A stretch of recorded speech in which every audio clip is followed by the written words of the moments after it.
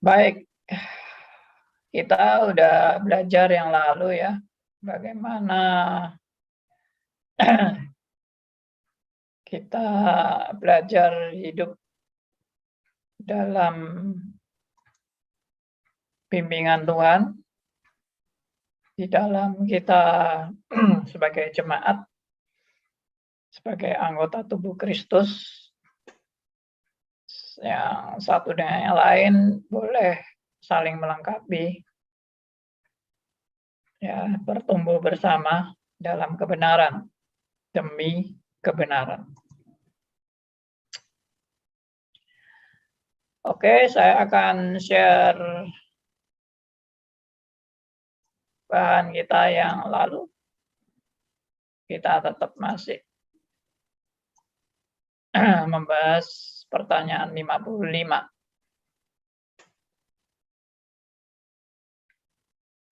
Oke, saya akan bacakan pertanyaan 55 ini. Apa arti persekutuan orang kudus menurut saudara? Jawab. Pertama, bahwa semua orang beriman dan tiap orang beriman secara perseorangan sebagai anggota Tuhan Kristus atau anggota tubuh Kristus mendapat bagian dalam Dia dan dalam semua hartanya serta semua karunia-Nya. Kedua, bahwa tiap orang percaya harus menyadari kewajibannya untuk dengan sukarela dan gembira mempergunakan segala karunia yang didapatnya demi kebaikan dan keselamatan anggota lain.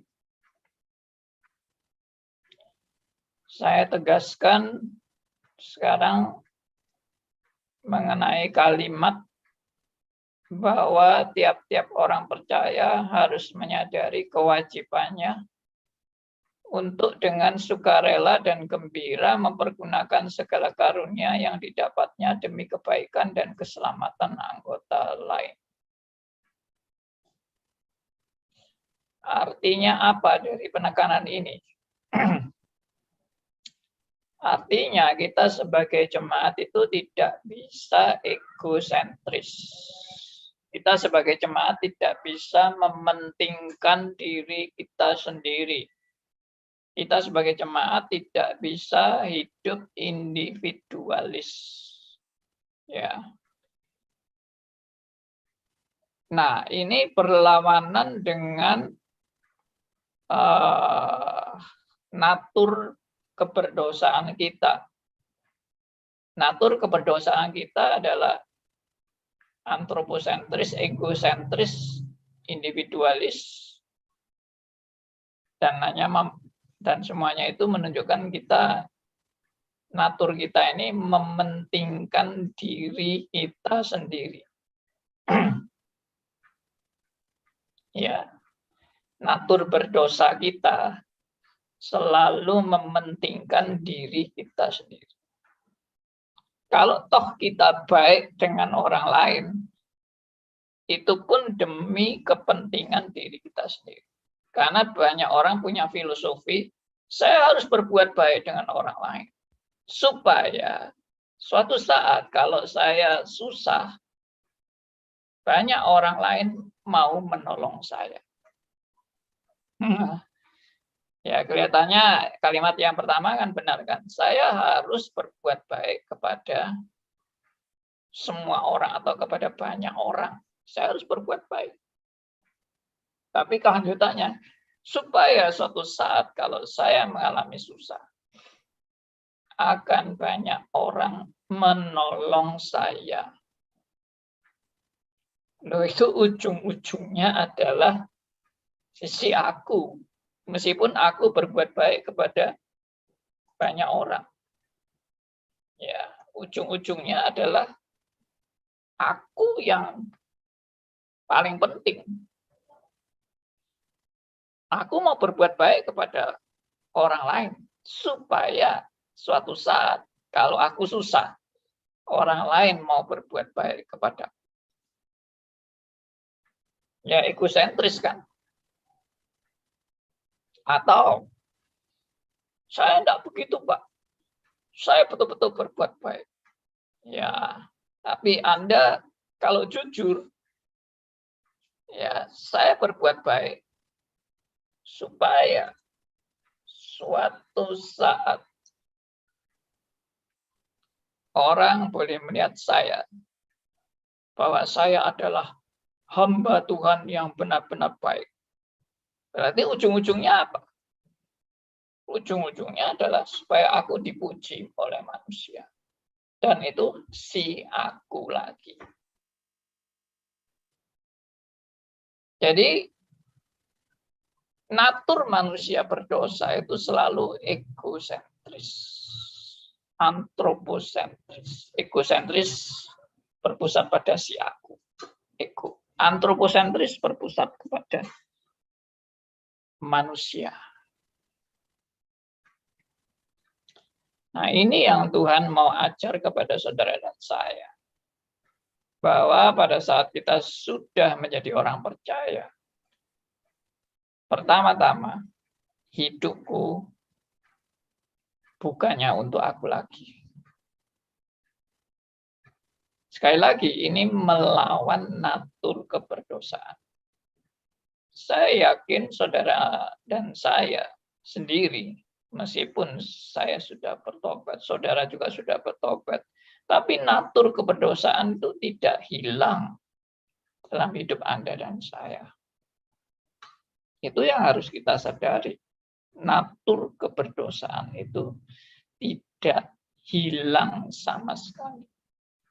Masih bercokol. Karena itu Alkitab juga selalu mengingatkan, ya, memperingatkan saudara dan saya untuk kita tidak terbuai oleh natur keberdosaan ini. Seakan-akan itu sudah benar karena saya sudah menjadi orang Kristen, maka keegoisan dan egosentris dan antroposentris itu sebagai suatu yang wajar, suatu yang benar. Enggak. Kalau kita mau jujur, aku masih banyak kelemahan, kekurangan, bahkan keberdosaan yang berpusat pada egosentris dan antroposentris.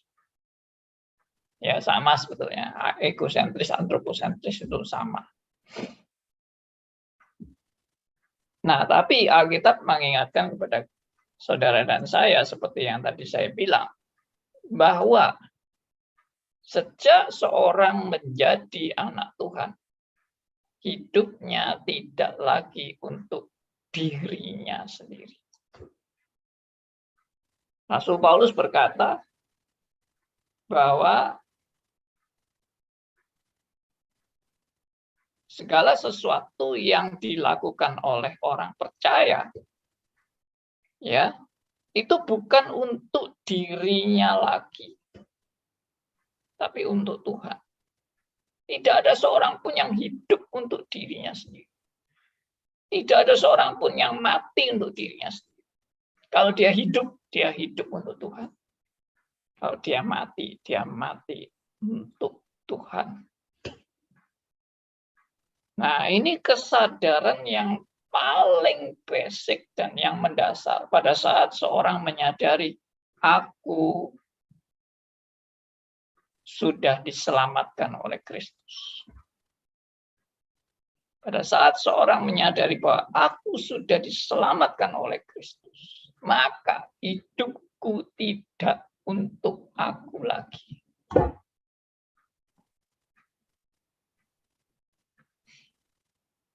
Bahkan Paulus pernah mengatakan, hidupku bukannya aku lagi, tapi Kristus yang hidup di dalam aku.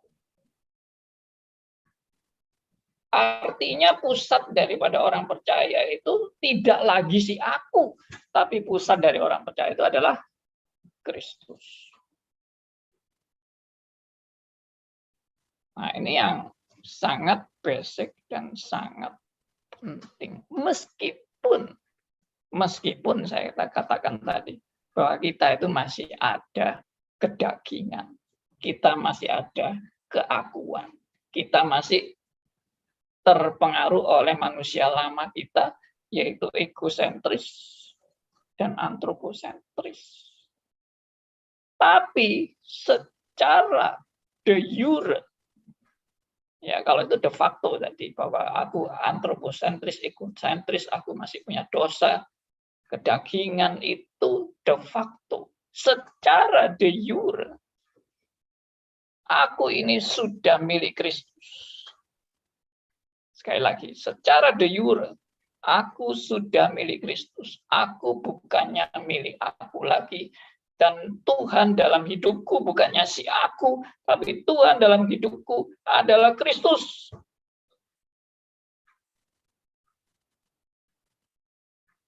Ya.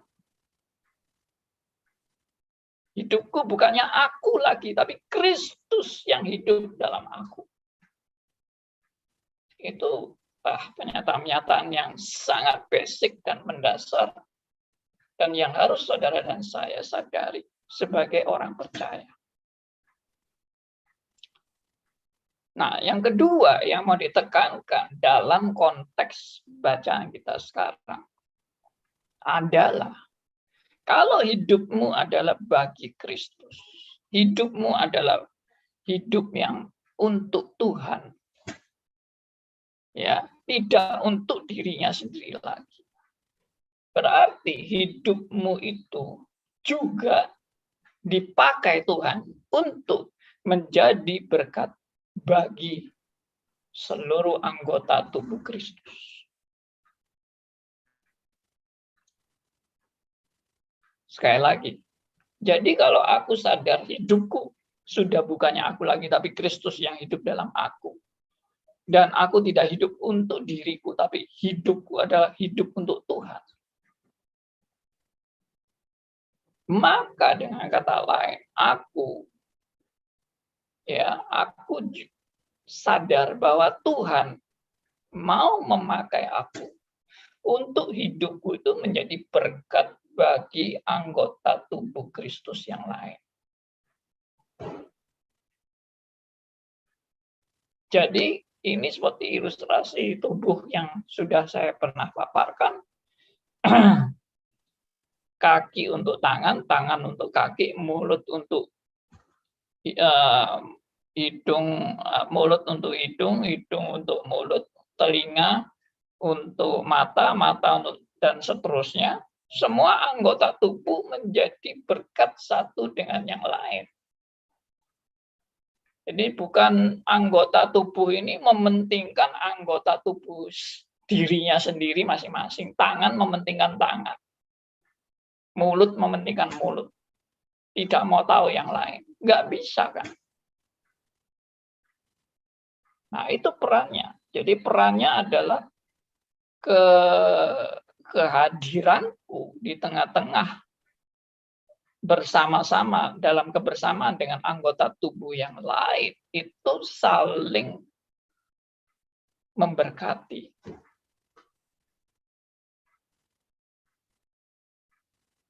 Nah, ini penekanan daripada kalau kita sudah sadar hidupku bukannya aku lagi, tapi Kristus yang hidup dalam diriku, dan aku tidak lagi hidup untuk diriku, tapi hidup untuk Tuhan.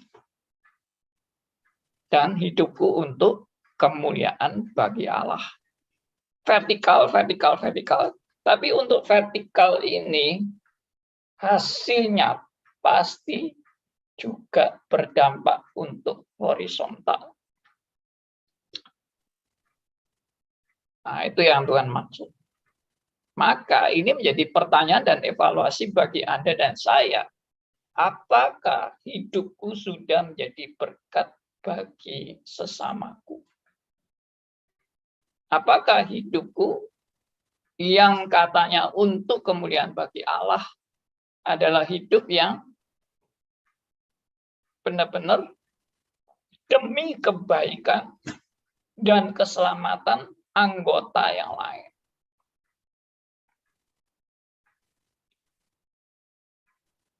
Nah, di sini kalimatnya dikatakan di bagian kedua ini, bahwa tiap-tiap orang percaya harus menyadari kewajibannya dengan sukarela dan gembira mempergunakan segala karunia yang didapatnya demi kebaikan dan keselamatan anggota lain.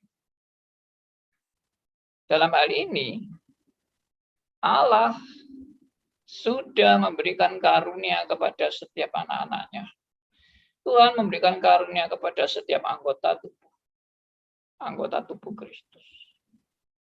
Ada karunianya, tangan berfungsi sebagai tangan, kaki berfungsi sebagai kaki, hidung berfungsi sebagai hidung, mata berfungsi sebagai mata. Semua punya karunianya, dan semua karunia-karunia itu demi kebaikan dan keselamatan anggota yang lain.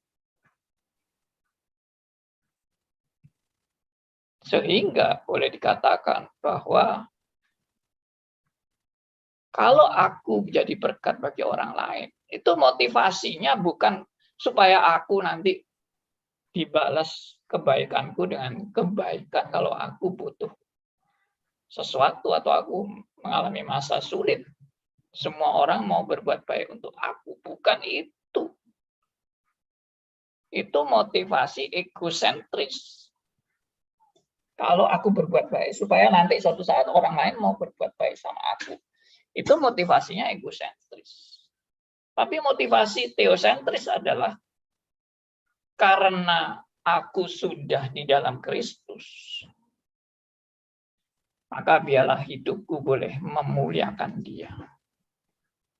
Dan di dalam hidupku memuliakan Dia, aku boleh menjadi berkat bagi sesama saudara-saudaraku, sesama anggota tubuh Kristus.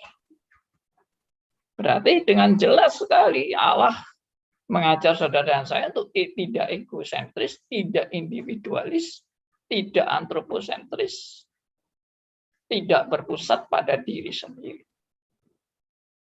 tapi berpusat kepada Allah. Dan diterjemahkan dengan menjadi berkat bagi sesama.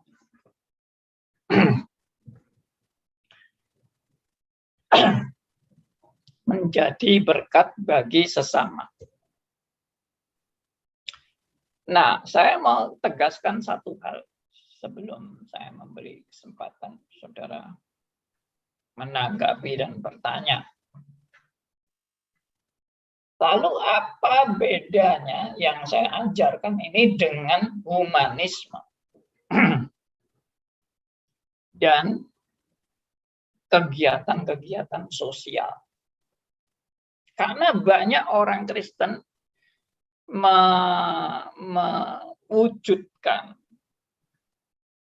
mewujudkan dan mau membuktikan keimanannya dengan melakukan hal-hal kemanusiaan alias humanisme dan sosial, kegiatan-kegiatan sosial. Sekali lagi, saya bukan anti dengan suatu yang bersifat humanis, dan saya bukan anti dengan kegiatan sosial. Enggak, salah. Enggak, justru itu kebenaran. Maksudnya untuk memanusiakan manusia itu kan benar. Untuk memperhatikan masalah-masalah sosial itu juga benar. Tapi yang saya maksud di sini adalah siapa atau apa yang menjadi pusat dalam kegiatan-kegiatan kita. Karena itu tadi saya pernah bilang kan, ada banyak orang memperhatikan kegiatan sosial. Tapi pusat daripada kegiatan sosial itu adalah ajaran humanisme,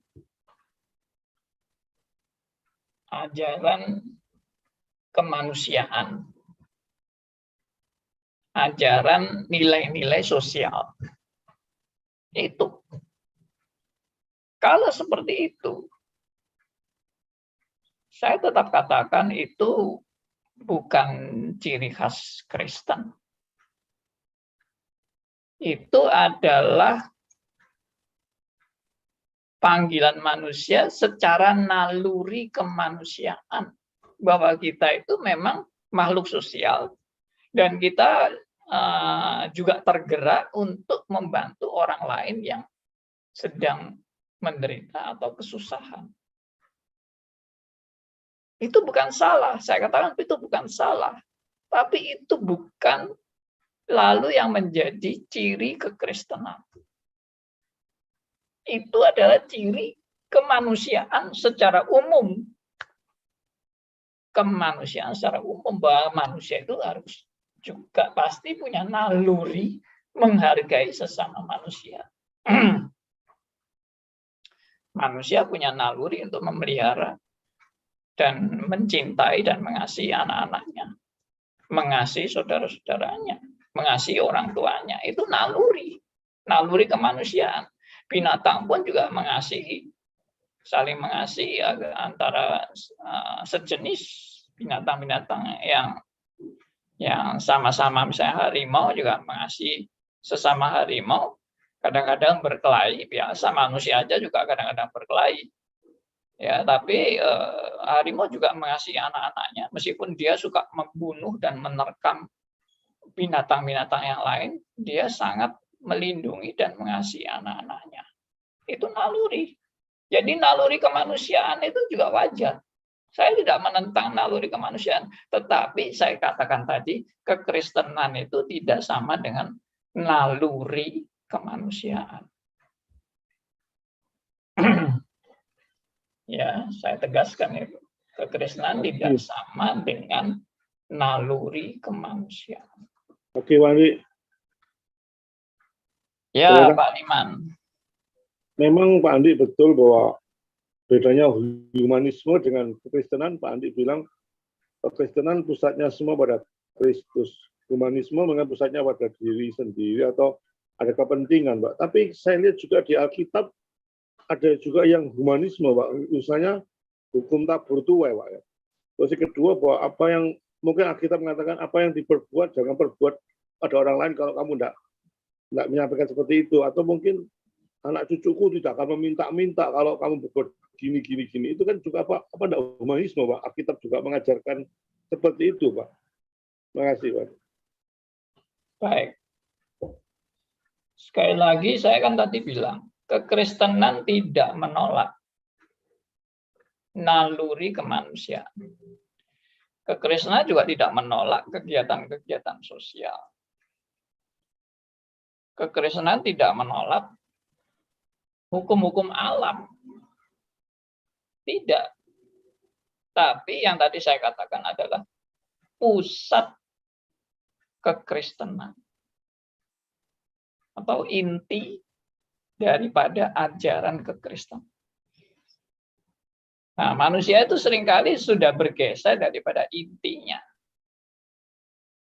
Sekarang saya bisa melakukan kegiatan sosial itu bukan karena sekedar nilai kemanusiaan. Tapi saya melakukan menolong orang lain itu karena kasih Kristus.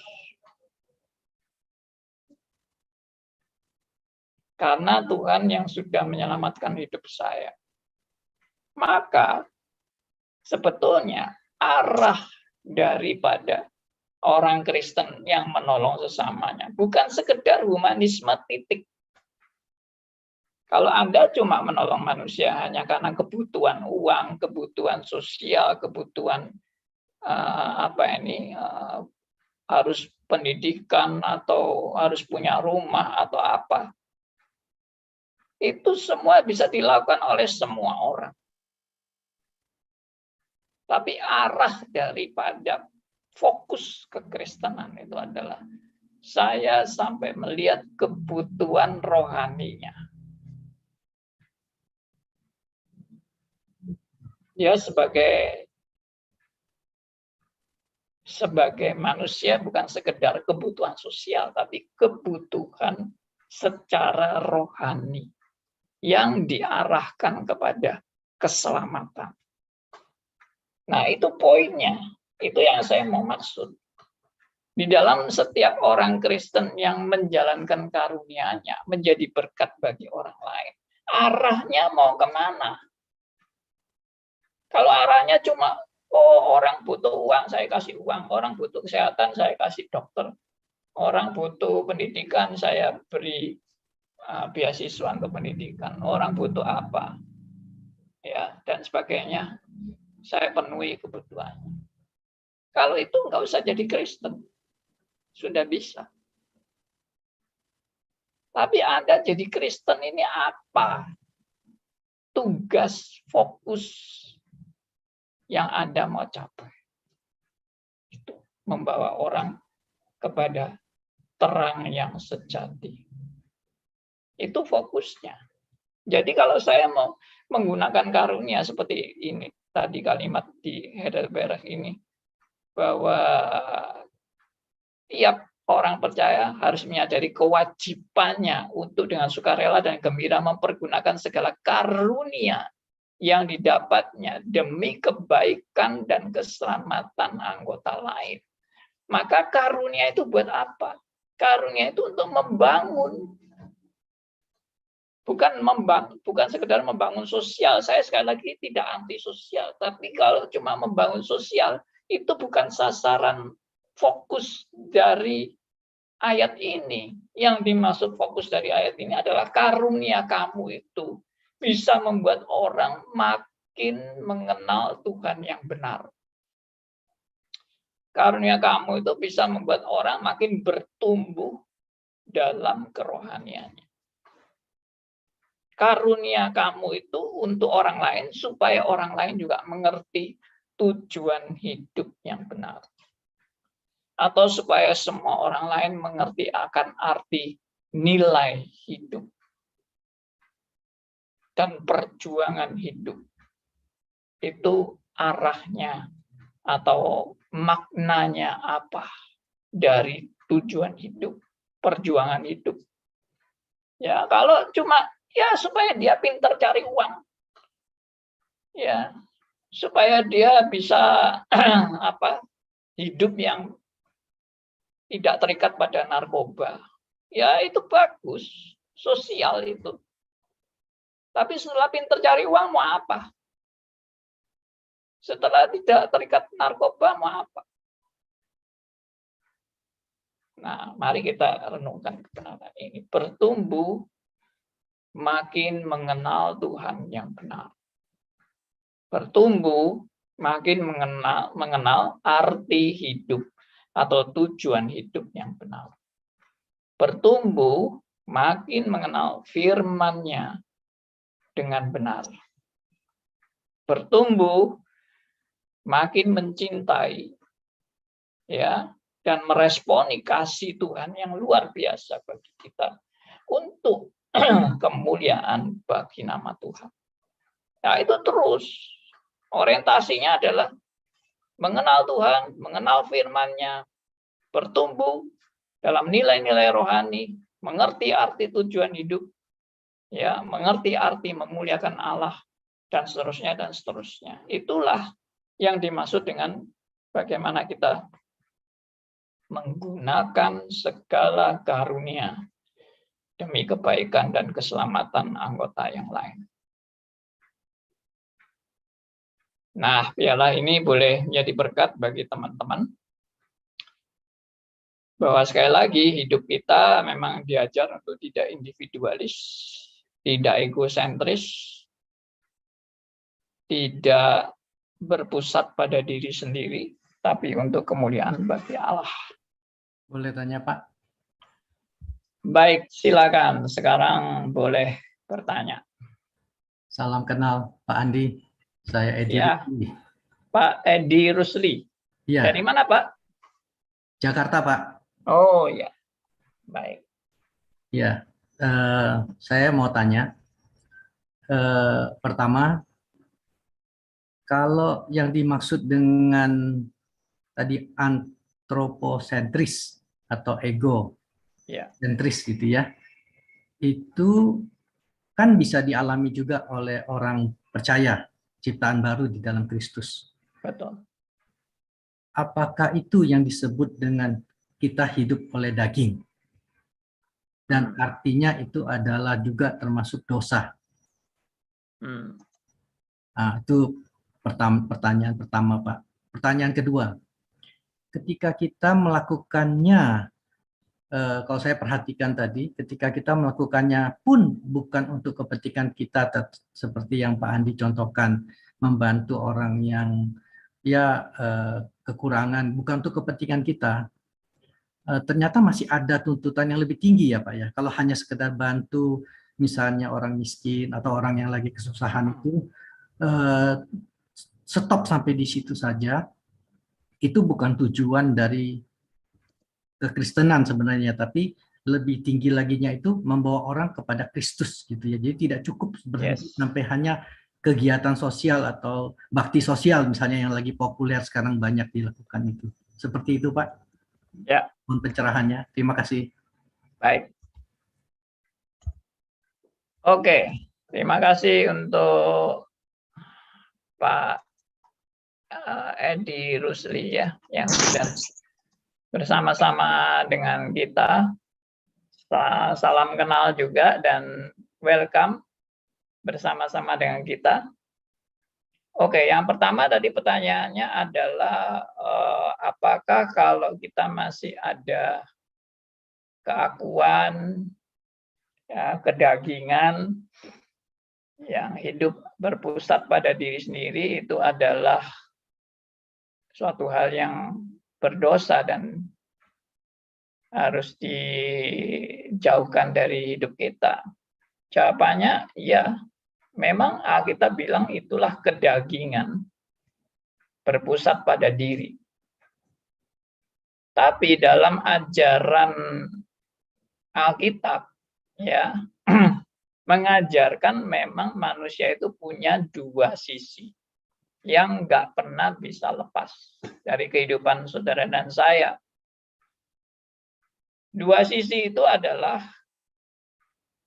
de facto dan de jure.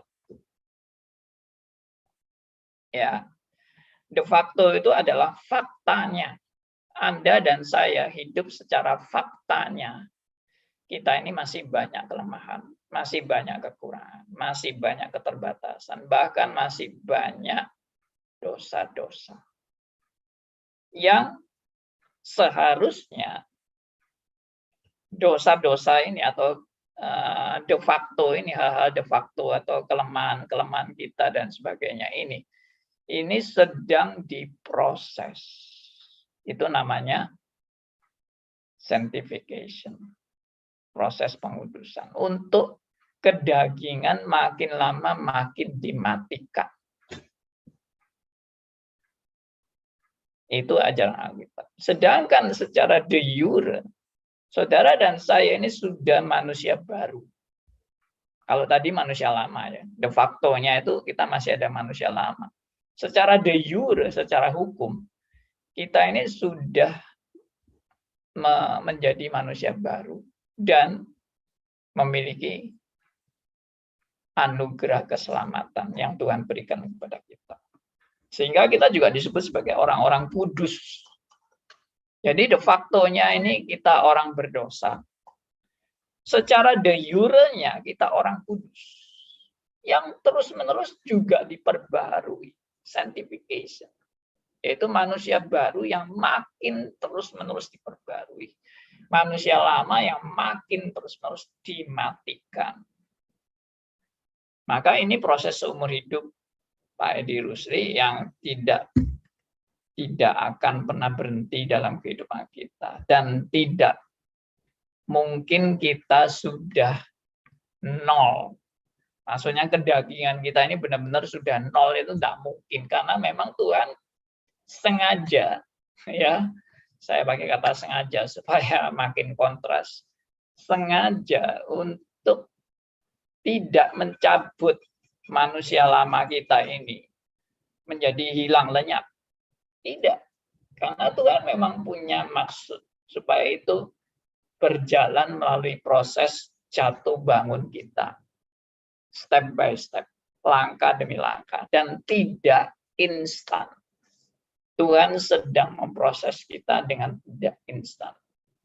Dengan proses ini, saudara dan saya belajar jatuh bangun, belajar bergantung sama Tuhan, belajar untuk menyadari dan mengenal siapa diri kita di hadapan Allah yang tidak layak ini, dan belajar untuk menghargai yang namanya anugerah Tuhan yang luar biasa.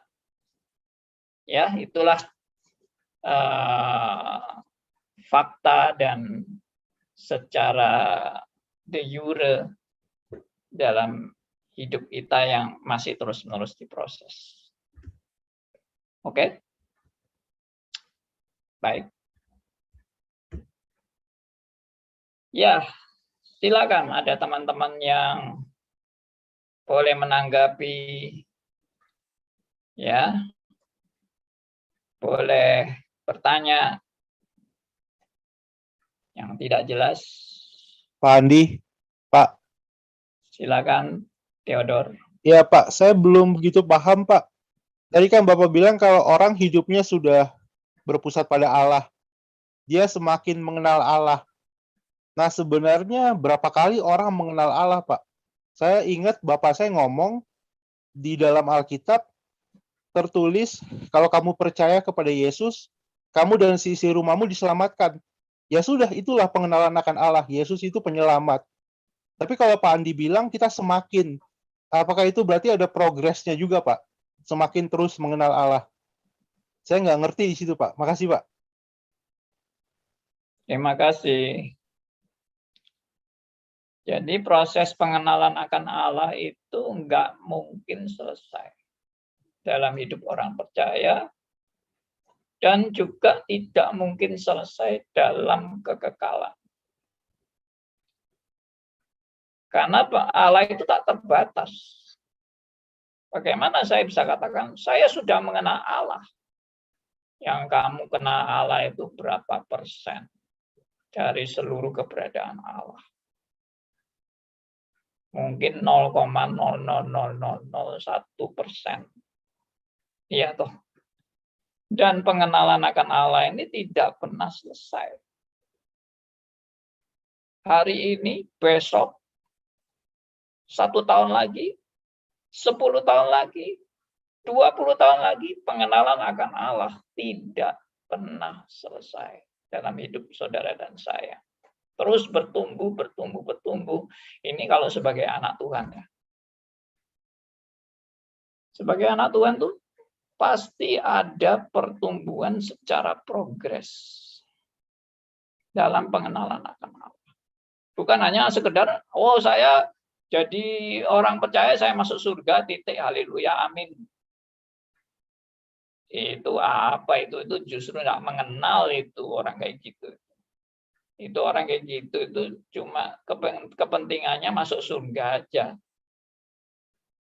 Supaya aku selamat aja. Setelah aku selamat, haleluya, selesai.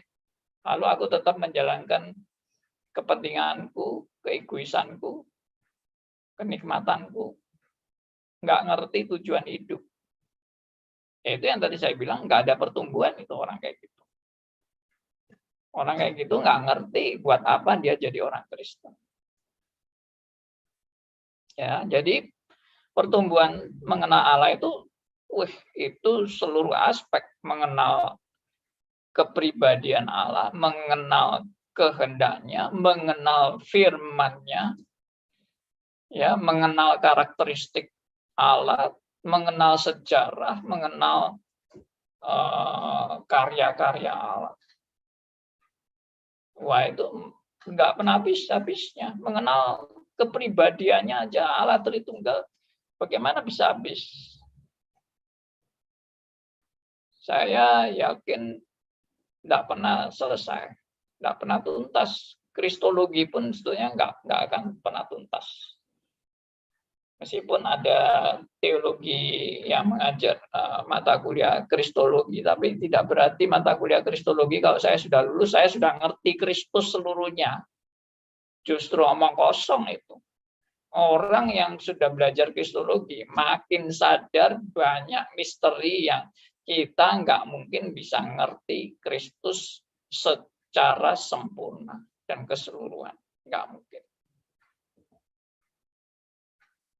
Nah, itulah pengenalan akan Allah. Pasti terus bertumbuh, pasti terus makin hari makin dalam dan makin dalam. Makanya saya pernah bilang kan, mengenal firman-Nya aja. Hari ini Anda baca kalimat yang sama. 1 tahun lagi Anda baca kalimat yang sama, akan pasti beda. Maksudnya beda itu bukan lain, bukan, tapi tambah dalam. 10 tahun lagi lebih dalam lagi. Dengan aplikasi-aplikasinya, dengan nilai-nilai yang masuk di dalamnya. Itu nggak pernah selesai. Belajar firman itu tidak pernah selesai. Meskipun kalimatnya sama terus tiap tahun ya. Kalimat itu sama terus, tapi tiap tahun saya pelajari selalu berbeda. Lebih dalam, dan lebih dalam. Ya, demikian. Boleh tanya lagi, Pak? Silakan, Pak Edi. Tadi di teks itu, di teks Katekismus Heidelberg, iya, itu ada hartanya dan karunianya. yes. Maksudnya hartanya itu apa ya, Pak? Dan aplikasinya bagaimana dalam kehidupan persekutuan orang kudus itu yang konkretnya gitu, Pak. Terima kasih, Pak Andi. Baik. Yang dimaksud harta ini semua itu adalah harta rohani. Nah, ini banyak orang Kristen juga yang masih matanya mata duniawi. Menganggap bahwa harta ini adalah harta duniawi yang, wah, jadi anak Tuhan pasti kaya raya. Karena Tuhan memiliki semuanya. Semua harta akan bisa kita miliki kalau kita jadi anak Tuhan. Tinggal mengklaim saja. Mari kita klaim semua harta duniawi menjadi milik kita. Ini orang-orang yang jadi Kristen tetap dengan hawa nafsu duniawi. Kalau orang menjadi Kristen sejati, dia sudah sadar bahwa janji-janji Allah itu enggak lalu berkaitan dengan kamu akan kaya secara harta duniawi, ya, akan menjadi konglomerat, akan menjadi triliuner, ya, zaman sekarang kan triliuner. Kalau dulu miliarder, sekarang triliuner. Ya, wah, kamu menjadi orang hebat, luar biasa, apa segala macam. Enggak. Harta ini harta rohani, dan harta rohani itu seringkali bertentangan dengan yang dinilai manusia secara harta duniawi.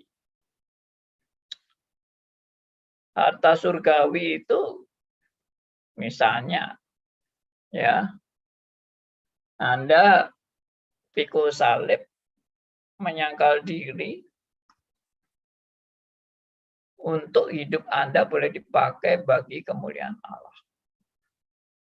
Pikul salib itu apa? Lambang penderitaan. Ya, menyangkal diri itu apa?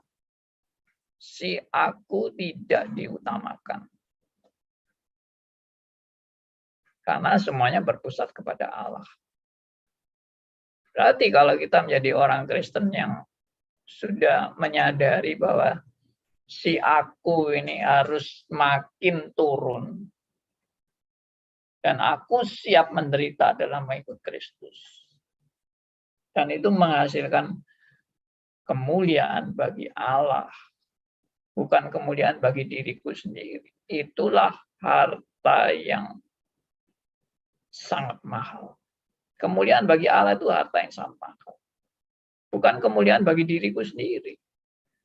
Itu salah. Banyak orang-orang yang masih menerjemahkan harta ini adalah harta untuk kemuliaanku, untuk kebesaranku, untuk kesuksesanku, ya, untuk kebanggaanku dan sebagainya, prestasiku. Enggak. Kan tadi saya sudah bilang bahwa Roma 14 ayat 7 sampai 9 itu mengajarkan kita hidup tidak untuk diri sendiri. Ya, saya sharingkan ayatnya. Ini hakikinya panggilan orang sebagai anak Tuhan. Roma 14 ayat 7 sampai 9. Sebab tidak ada seorang pun di antara kita yang hidup untuk dirinya sendiri. Dan tidak ada seorang pun yang mati untuk dirinya sendiri. Ayat 8, sebab jika kita hidup untuk Tuhan. Dan jika kita mati untuk Tuhan. Jadi ini apa ini? Ini bukan antroposentris, ini teosentris. Ya, hidup untuk Tuhan, mati untuk Tuhan. Jadi kesimpulannya, baik hidup atau mati, kita adalah milik Tuhan. Ini hakikinya hidup sebagai orang percaya. Jangan salah menerjemahkan ya, lalu ini artinya, wah berarti semua orang Kristen harus jadi pendeta. Enggak. Anda boleh melakukan segala hal yang menjadi panggilan hidup Anda dalam setiap profesi. Entah profesinya apapun. Asal profesinya halal loh ya. Jangan profesimu apa? Menyelundupkan narkoba. Wah.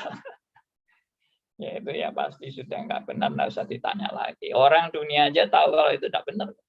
Masa anak Tuhan nggak tahu. Jadi segala profesi yang tadi saya bilang yang halal itu maksudnya yang sesuai dengan prinsip-prinsip moral, prinsip-prinsip Alkitab lah. Gitu ya. Jadi itu untuk Tuhan, bukan untuk diri sendiri. Ya. Karena itulah makanya di ayat 9 tegas sekali. Sebab untuk itulah Kristus telah mati dan hidup kembali supaya ia menjadi Tuhan baik atas orang mati maupun atas orang hidup. Dia adalah Tuhan. He is our Lord. He is my Lord. Ya, our Lord. Tuhan kita. Raja kita. Yang patut kita sembah. Nah, itulah. Makanya harta itu sudah bukan lagi harta duniawi yang jadi pikiran dalam hidup. Harta duniawi itu tidak usah dipikir. Maksudnya tidak usah dipikir itu bukan kita tidak perlu harta dunia. Perlu harta duniawi. Tapi itu adalah anugerah umum yang maksudnya semua orang tahu kalau kita perlu harta duniawi. Nggak ada yang nggak tahu kalau kita perlu harta duniawi. Ya, semua orang itu perlu makan. Siapa yang nggak tahu kalau orang perlu makan? Orang dunia juga tahu kalau kita perlu makan. Itu justru nggak usah dibicarakan dalam iman Kristen. Yang dibicarakan adalah kalau kamu makan, makanlah untuk kemuliaan bagi Allah. Bukan makan untuk perutmu. Kalau kamu minum, lakukan untuk kemuliaan Allah. Kalau kamu melakukan segala sesuatu yang lain, lakukan untuk kemuliaan Allah.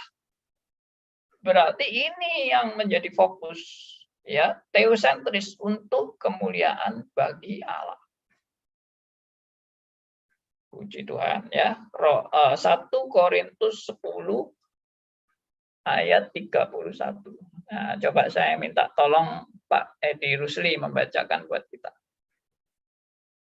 1 Korintus 10 ayat 31.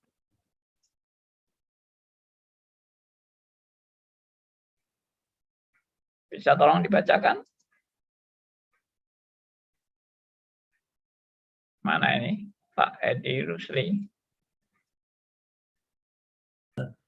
1 Korintus 10 Ayat 31. Ayat 31. Aku menjawab, jika engkau makan, atau jika engkau minum, atau jika engkau melakukan sesuatu yang lain, lakukanlah semuanya itu untuk kemuliaan Allah. Iya. Jadi kan bukan manusia itu perlu makan, manusia itu perlu minum. Jadi Tuhan akan kasih kita makan dan Tuhan kasih kita minum. Nggak usah ngomong, sudah tahu. Kalau kita perlu makan, kita perlu minum. Tuhan pun juga tahu kalau kita perlu makan, perlu minum. Nggak usah ngomong. Tapi yang perlu diomongkan adalah kalau kamu makan, makanlah untuk kemuliaan Allah. Kalau kamu melakukan sesuatu yang lain, lakukanlah untuk kemuliaan Allah. Itu yang perlu diomongkan, dan itu yang kita seringkali lupa. Itu yang seringkali manusia mengabaikan. Nah, itu yang dimaksud dengan harta duniawi, harta surgawi, dan nilai-nilai yang sesuai dengan prinsip-prinsip kebenaran Alkitab. Ya. Nah, kalau karunia-nya kan tadi saya sudah tekankan, karunia itu ya berarti kita fungsi daripada kita sebagai anggota tubuh Kristus itu saling melengkapi satu yang lain. Kita menjadi berkat bagi orang-orang lain. Dan berkat itu untuk pertumbuhan rohani, saya lagi. Bukan sekedar hanya untuk kebutuhan jasmani. Saya katakan sekali lagi, bukan saya anti kebutuhan jasmani. Tapi fokus dari ajaran Alkitab itu bukan cuma Anda itu perlu kebutuhan jasmani. Enggak, Anda itu perlu bertumbuh rohaninya. Ya, kalau pertumbuhan jasmani itu sudah tahu sendiri, nggak usah diajari, sudah ngerti. Masa orang perlu diajari lagi? Kamu perlu makan, saudara-saudara, supaya tubuhmu itu sehat. Ya, nggak perlu diajari lah, sudah ngerti itu. Kalau mau belajar kayak gitu, mungkin lebih bagus ke dokter yang menasihati makanan yang sehat itu bagaimana, gitu loh. Ya, nah ini contoh-contoh ya. Oke. Silakan tadi siapa yang mau tanya? Saya Pak mau tanya. Silakan Bu.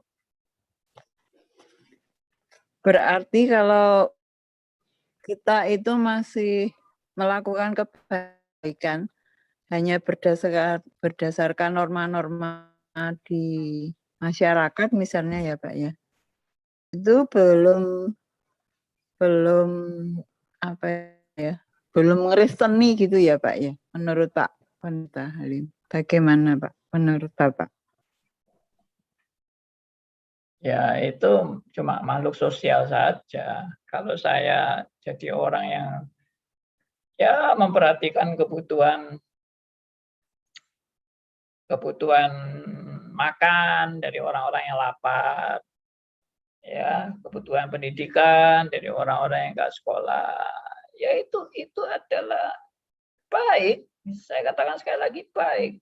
Itu tidak bertentangan dengan Alkitab, bahkan dianjurkan. Tapi itu bukan maksudnya inti fokus yang ditekankan oleh Alkitab. Inti fokus yang ditekankan Alkitab itu adalah itu tadi, hidupku adalah untuk kemuliaan bagi Allah. Kamu boleh menolong orang lain, tapi menolong orang lain tujuanmu apa? Kalau tujuanmu itu hanya karena kepentingan sosial atau bahkan ingin dapat budi, ingin dapat balasan budi, seperti oh nanti orang banyak terima kasih sama aku, oh nanti orang semua akan menghargai aku, semua orang akan berterima kasih sama aku. Ya, tambah parah itu orang berbuat baik seperti itu. Ya. Tapi tujuanku itu berbuat baik apa? Bukan sekedar juga berbuat baik, tapi apa yang aku lakukan boleh membuat orang lain lebih mengenal kebenaran yang sejati. Itu poinnya. Bukan sekedar membagi-bagikan uang. Ya, kalau membagikan uang tuh semua orang kaya pasti bisa bagikan uang. Ya, orang kaya yang pelit juga banyak. Ya, yang uangnya terus disimpan untuk dirinya sendiri aja, nggak pernah dipakai untuk pekerjaan Tuhan atau untuk penginjilan atau untuk orang lain yang nggak mampu, ya sekolah nggak mampu, dia nggak mau kasih beasiswa dan sebagainya. Banyak orang kaya yang pelit, tapi kalau juga orang kaya yang sosial itu pun juga nggak menjamin dia orang yang sudah menjalani prinsip-prinsip Alkitab. Karena itu tadi, oh saya kasihan lihat orang yang tidak sekolah, saya kasih dia beasiswa untuk bisa sekolah jadi pintar. Sudah itu aja.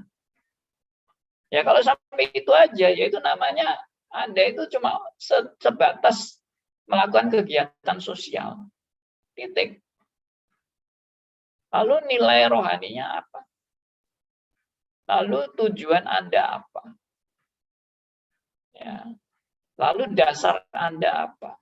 Saya melakukan semua itu. Jadi begini, seperti yang saya pernah tekankan ya. Orang Kristen itu berbuat baik. Bersumber dari mana? Bersumber dari Allah kan. Yaitu apa? Karena kasih Kristus yang sudah menguasai hidupku. Dan kasih Kristus yang sudah menguasai hidupku menggerakkan aku untuk mengasihi sesamaku. Dan aku menyalurkan kasih Kristus supaya suatu saat orang lain juga mengenal siapa Kristus dan datang pada keselamatan yang sejati. Dan bagi orang yang sudah di dalam Kristus, supaya melalui kasih yang aku salurkan ini, dia juga boleh bertumbuh dalam kebenaran demi kebenaran. Oke, saya harus berhenti karena sudah jam 10 lewat.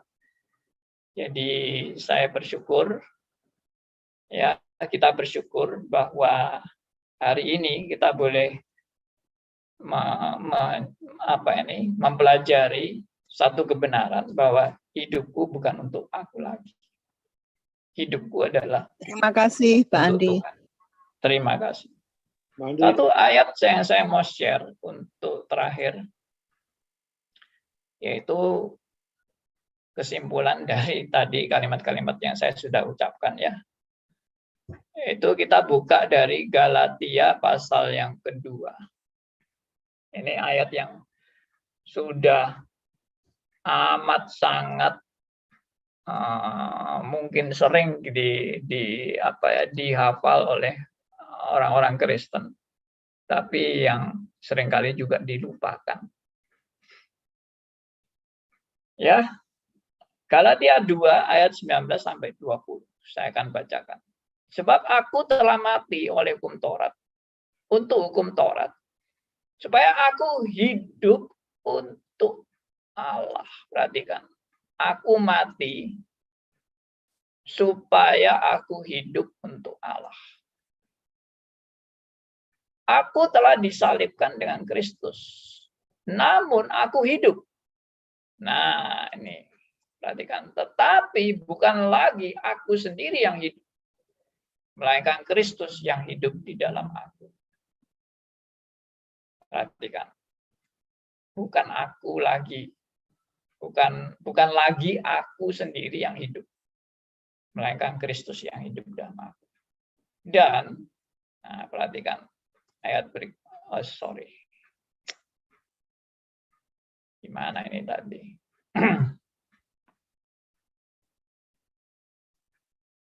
Ya, dan hidupku yang kuhidupi sekarang di dalam daging adalah hidup oleh iman dalam Anak Allah yang telah mengasihi aku dan menyerahkan dirinya untuk aku.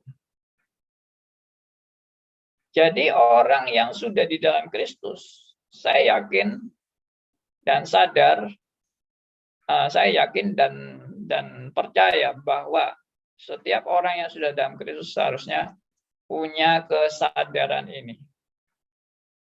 Supaya aku hidup untuk Allah.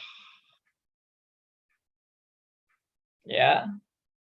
Lalu menyadari juga ini, tetapi bukanlah aku sendiri yang hidup, melainkan Kristus yang hidup di dalam aku. Nah, piala ini boleh jadi berkat bagi semua teman-teman.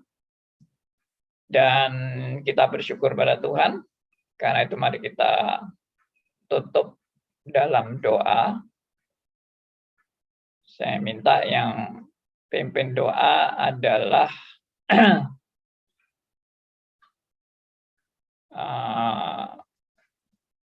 Pak Arthur ya. Boleh pimpin doa buat kita semua. Baik, mari kita sama-sama tunduk kepala, kita masuk dalam doa. Tuhan, sekali lagi pada pagi hari ini kami ucap syukur Tuhan atas anugerah-Mu, di mana kami juga boleh mengikuti ajaran tentang Katekisme Heidelberg, di mana kami diingatkan tentang tugas dan tanggung jawab kami sebagai bagian daripada tubuh Kristus. Terima kasih untuk apa yang telah kami pelajari ini Tuhan, sehingga boleh menguatkan iman kami di dalam kami mengalami perjuangan di dalam kehidupan kami di dunia ini. Berikanlah kami hari demi hari kerinduan untuk mengenal Engkau dan lebih dekat dengan Engkau, sehingga kami juga punya relationship yang semakin intim dengan Engkau.